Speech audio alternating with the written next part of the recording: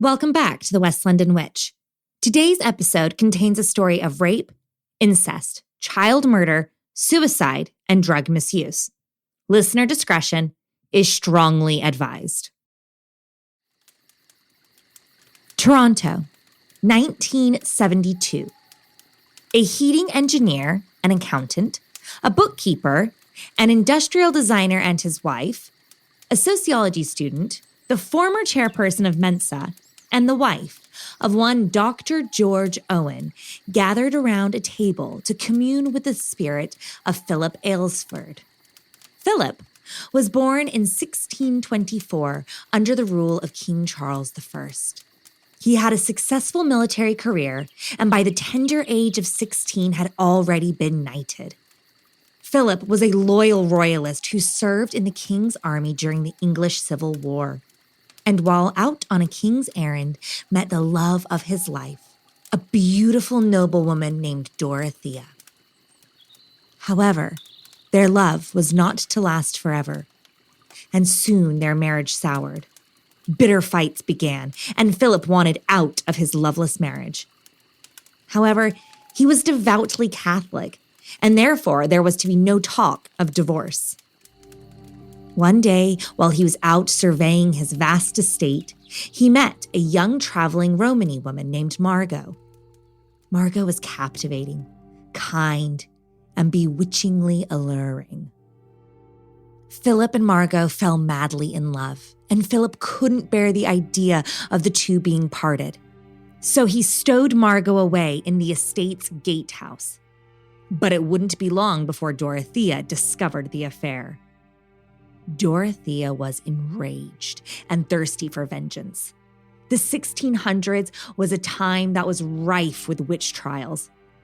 Hysteria and accusations flowed freely through Europe and the New World. Dorothea capitalized on the witch craze and accused the young Margot of being a witch. Philip could not advocate for his young lover, for those who defended suspected witches often burned alongside them. Instead, he stood in the crowd and watched the flames devour his one true love.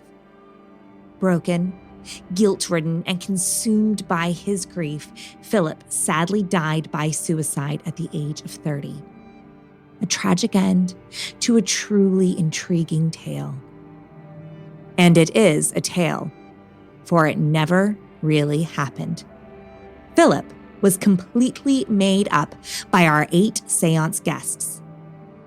The group had been selected by Dr. Owens and a psychologist, Dr. Joel Witten, to see if they could manifest a ghost and a subsequent haunting by just believing in it hard enough. Everyone knew and agreed that Philip was not real, but by buying into the experiment wholeheartedly, the thought was perhaps all of that joint psychic energy could make Philip a real ghost. And sure enough, it worked. The group experienced table shaking, intelligent responses to their questions using knocks, the table tilting onto one leg, and even the table moving about the room on its own. There is audio, video, and eyewitness accounts of the poltergeist phenomenon. And the Philip experiment has even been recreated by other groups who have had similar results. Of course, this experiment and its successors are highly criticized. It is said that there is a lack of solid controls and just too many variables for it to be scientifically proven. But it's not totally unrealistic to believe that if enough people put total stock and faith into a thought, feeling, person, or even spirit, that energy could manifest into fruition. Every day we use mantras such as dream it, believe it, achieve it. So I believe there is an argument that we could dream up Philip, believe his story, and therefore make him achieve self-actualization.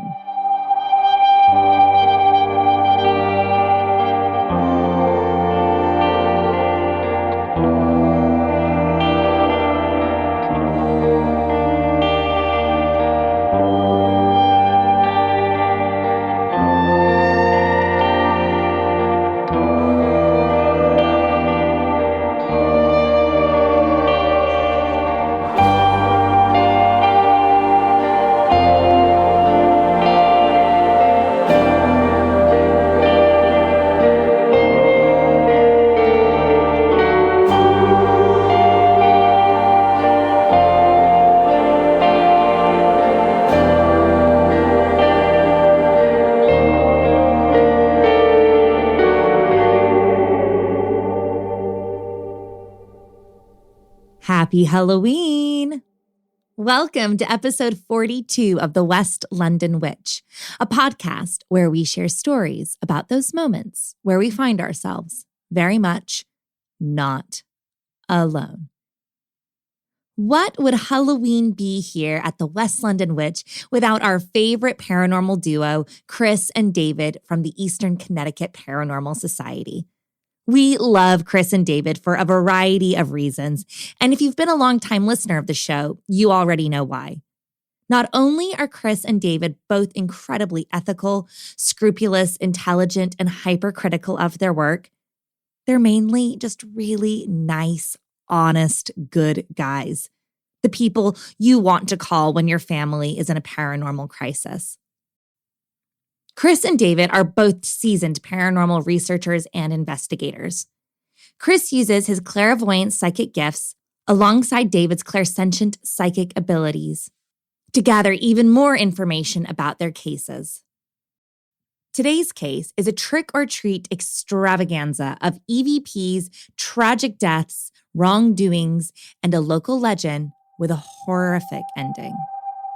Grab your Halloween candy, dim the lights, and snuggle up by the fire.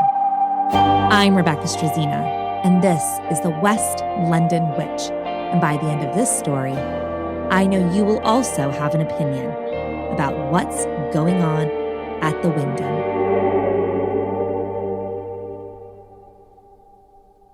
This is so easy to talk about because it's so wild.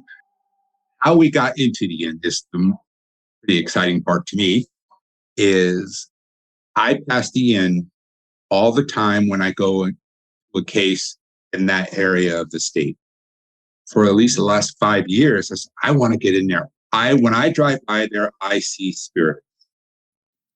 This is Chris, co-founder of the Eastern Connecticut Paranormal Society.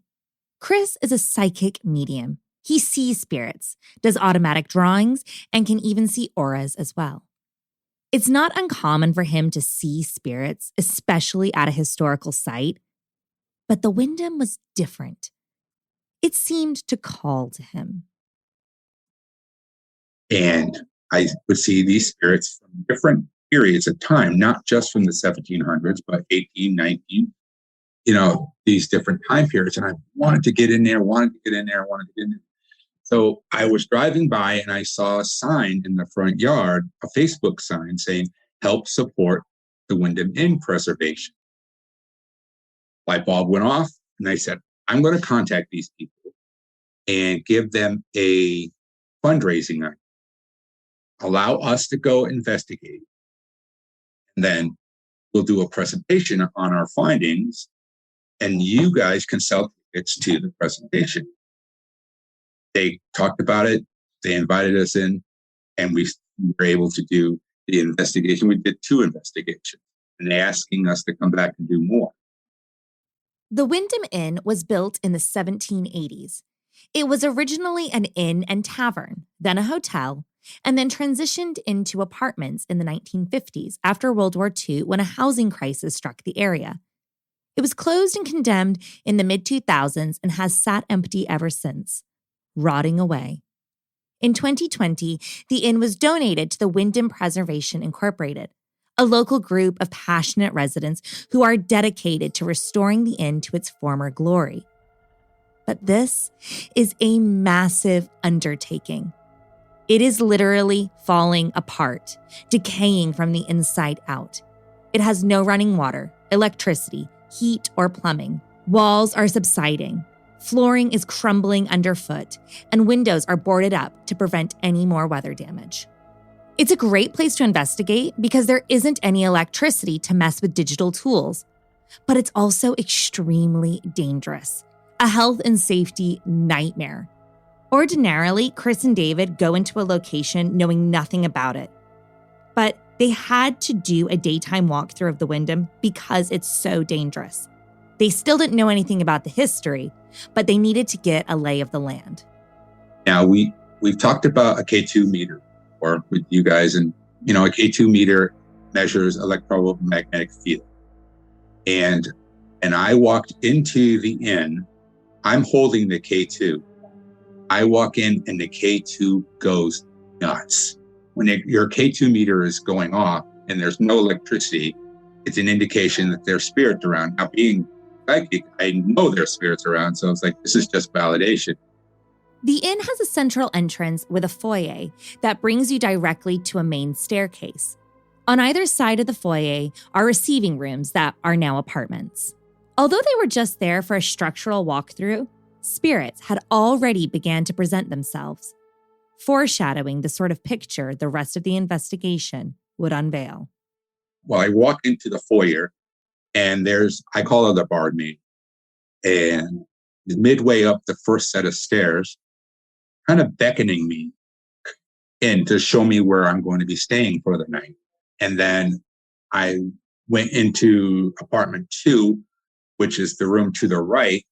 And there was, I call him the colonel. He was a military man standing next to the fireplace, like his elbow on a mantle, drinking some libation.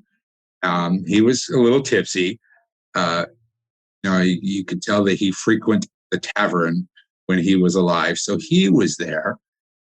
Where it gets kind of ominous is the rooms to the left of the inn. Both David and I had this experience.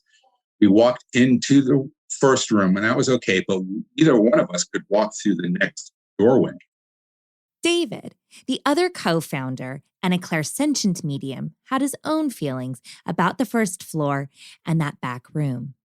When we got in there, the first thing I got when I walked through was I got a vision of electricians and other maintenance workers, and they were heading down into the basement. It was almost like, the tenants called and said, something's wrong with the heat, something's wrong with the electricity.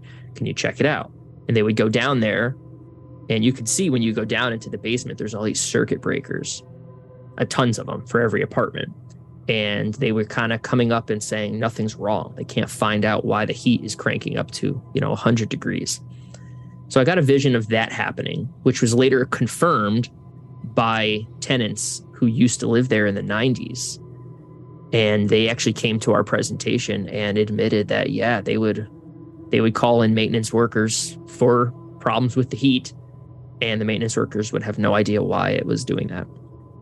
One of the back apartments for me, again, at the time, I didn't know why, but Chris and I both believe now, after the investigation, that there was a drug overdose that happened in that apartment. In first investigation, I was getting people who had either overdosed or committed suicide through drugs. Someone stuck a needle in their arm to kill themselves. More sadness awaited the pair on the second floor. The second floor walkthrough is where I picked up on a couple that stayed there when that was an inn. So they had to have been there prior to 1950. I want to say prior to even automotive, because they died in a carriage crash. It was the winter time, and they were coming from the south. So I'm not sure where they were coming from, but I get the sense they were heading toward Hartford or the center of the state. And they stayed at the inn midway. Their carriage crashed and they perished. The inn being the last place they stayed, that's where they went back. So they're there. And then on the third floor, I picked up a pleasant yet chaotic type of energy. To me, this was something to do with children, possibly. I was getting a sense of that pranks were being played on the tenants that live there, or objects would move, disappear, or just rearrange by themselves. Lights would turn on and off, things of that nature. But it wasn't necessarily malicious. It was just kind of in a playful manner. A week later, the full team came back to do their investigation. Chris and David still didn't know what they were in for. And now the team's historical analyst and photographer were in tow for this unbelievable investigation. They certainly were not ready for what they were about to uncover. But perhaps someone was ready for them, waiting, watching, prepared for their visit.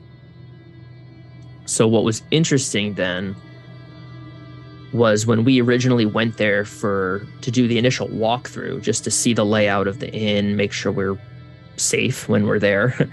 As I was walking the perimeter, I actually saw a young woman standing by Route 14, and she was just standing in the woods. She seemed sad to me. There wasn't really communication that happened. It was just more of, okay, I see you. I don't know who you are, but I know that you're there. So when we come back, I now know maybe you'll come forward and talk to me. The Windham Inn is nearly 250 years old.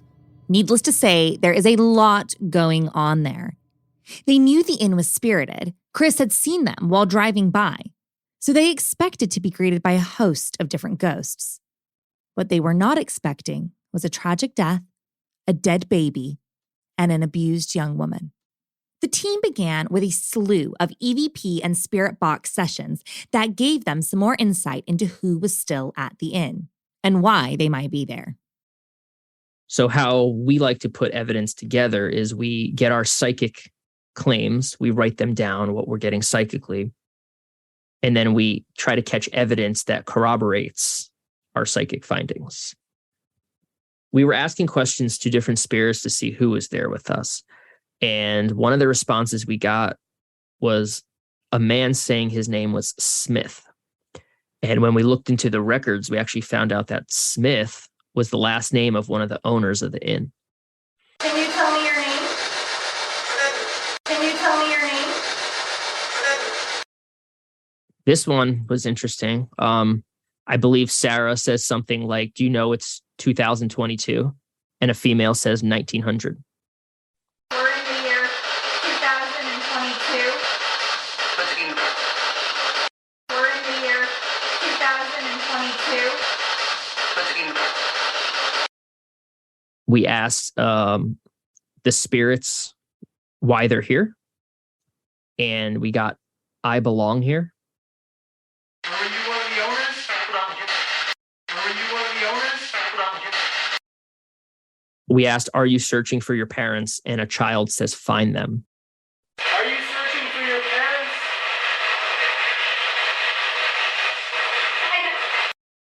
Are you searching for your parents?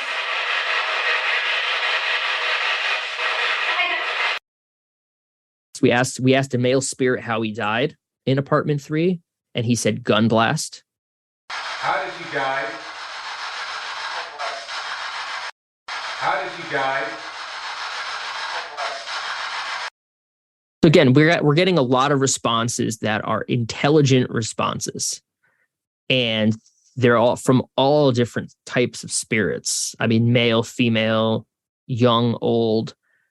There's just a lot of spirits there. And I don't know if it's because it's just such a transient location for so many years, or if it's self-manifested from previous tenants. As compelling as these EVPs were, it wouldn't be long before the investigation took a dark turn. Where the Windham Inn gets its fame from is the story of Elizabeth Shaw. Although neither Chris or David knew the history of Elizabeth Shaw at the time, their research analyst certainly did. Elizabeth might not have been a hot topic of conversation in 2022, but in 1745, she brought serious shame and dishonor upon herself and her family. On June 29th, 1745, Elizabeth gave birth to a baby in the woods behind the Windham. She was 19, unmarried, and hid the pregnancy and birth from the town. She was described as having intellectual disabilities, and therefore it is believed she would have been easily taken advantage of. The baby was left alone in the woods and subsequently died, hungry, confused, and without a chance of survival. The baby was later found, and Elizabeth was charged with murder. She was torn from her home and given a speedy trial. She had no attorney to represent her, and she was not allowed to testify or advocate for herself. She was transported down Route 14 past the location of the Windham and hanged at the gallows at the end of Plains Road, which is visible from the site of the Windham Inn. Some may say that Elizabeth got what she deserved for such a heinous crime. But there is a lot more to this story that Chris and David were soon to find out. So when we first started, we started on the main floor in a group in the second apartment. And Chris and I do our thing. We start writing down what we're getting. So one of the first things that I started getting actually was of that same woman that I saw during my walkthrough by the road. So she came forward and I was picking up on her emotions. So she was scared, confused, anxious about something. And I didn't quite know what this was. And then it kind of turned more into actual fear and desperation. And I kept asking her why she was feeling like this, and she wasn't really telling me. Then eventually I ended up getting a vision of her, and she was being dragged out of a house, not necessarily the Windham Inn, but she was being dragged out of a house by several different men. They were grabbing her wrists and her shirt and pulling her out of the house. And she was looking back to what I'm assuming to be her father, almost as if a cry for help. And he basically ignored her. So that, I think, is part of what I was feeling when she was giving off these different emotions. That desperation, that fear, anxiety. She didn't know what was happening. Now, at this point, I didn't know Elizabeth's story. This is just what I'm getting in real time. After that, I write down 3 words: baby, death, and murdered. So I get these 3 words, and now I'm looking at my notepad going like, what the hell? You know, this can't be good. So now I'm starting to piece together. She's scared. She's anxious. She's in fear for her life. I'm getting a vision of her being dragged out of the house. She's looking to an older male for help, which I'm assuming to be her father, and he's not giving it to her. He's letting them take her. And now I'm writing down that there's the death of a baby, and it was homicide related. They don't know the circumstances of how she got pregnant. There's stories that her father got her pregnant, or a townsman got her pregnant. But she knew that being pregnant was bad. So all of a sudden, all this started to make sense.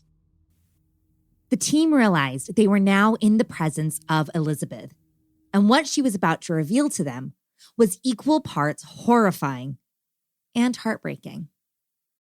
So when we were doing our initial EVP session, before Chris and I were writing down Elizabeth's name and the 3 words I got earlier, we were asking the spirits of the inn what they needed help with, if they needed help.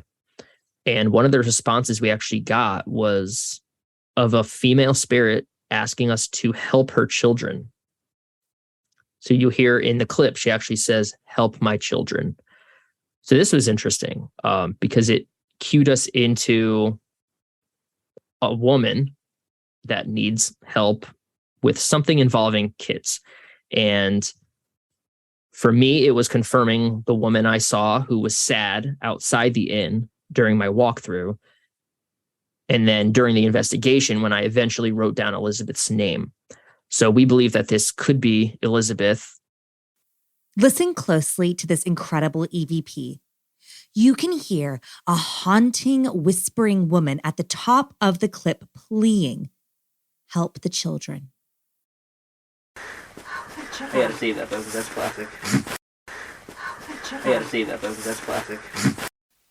Chris then asked Elizabeth why she was staying at the Windham. Why hadn't she moved on? Why do you stay? Have a listen to that again and see if you hear the word child at the end of the clip. Why do you stay? But the story continues to thicken as Elizabeth reveals even more about her past. What do you want to tell me?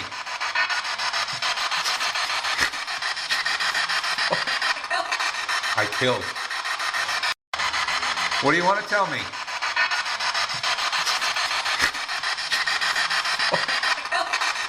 killed.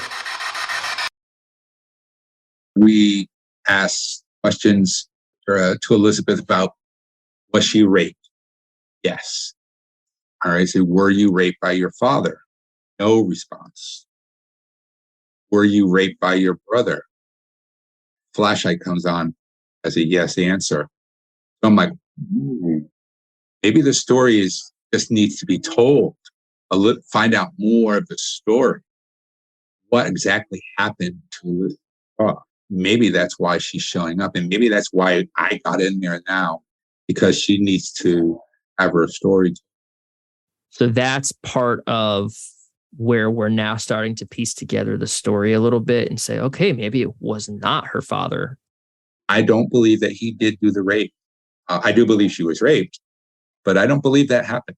Because shortly after or during her trial or after her conviction, he went to Hartford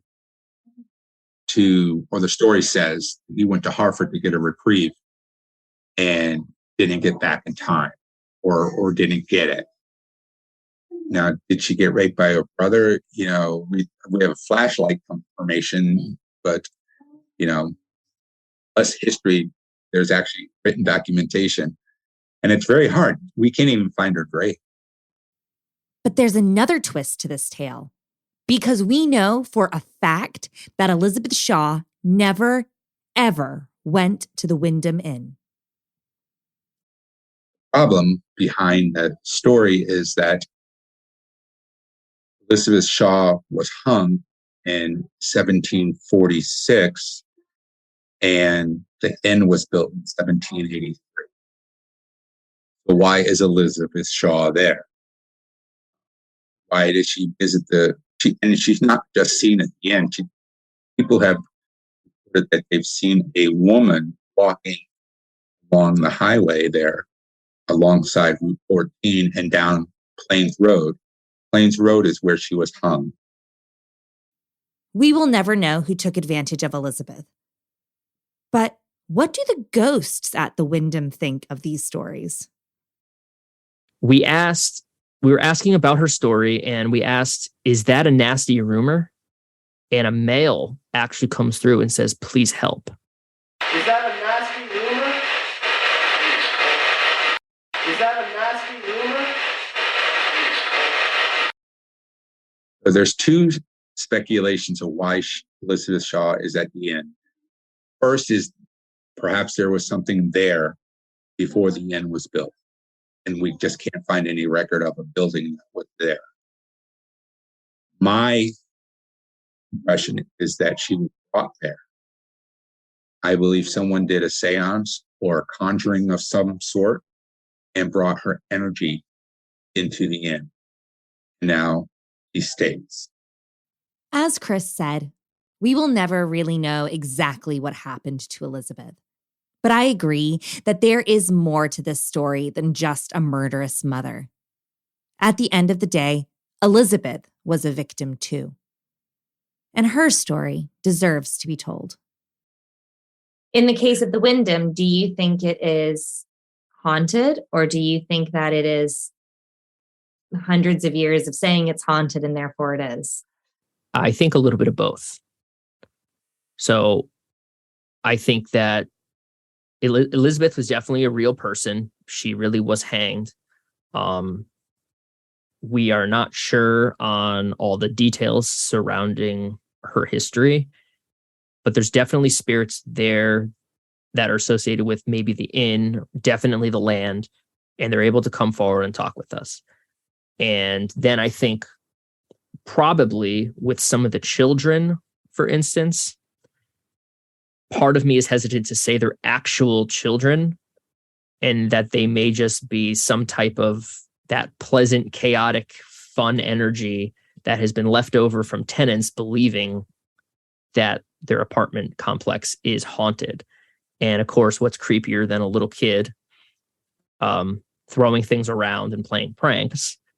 Not much. I don't think so. I think it's a combination.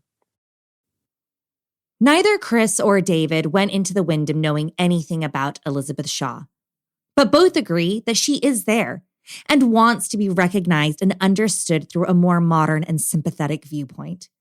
Chris believes they were brought there to hear her story and to start a new conversation. I hope that wherever Elizabeth is, she finds peace. And hopefully, through her interactions with the Eastern Connecticut Paranormal Society, she also feels heard.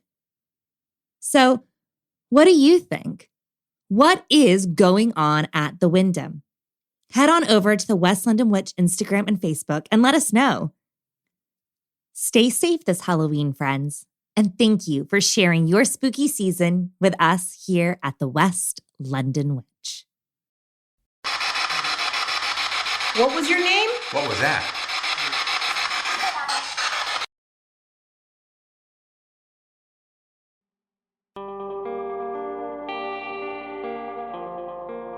Do you have a spooky story you'd like to share? I'd love to hear it. Drop me an email at thewestlondonwitch@gmail.com or find us on Instagram and Facebook at The West London Witch. If you enjoyed today's episode, don't forget to subscribe, rate, and review. And come and follow us for additional content on Instagram and Facebook. Until next time, merry meet, merry part, and merry meet again.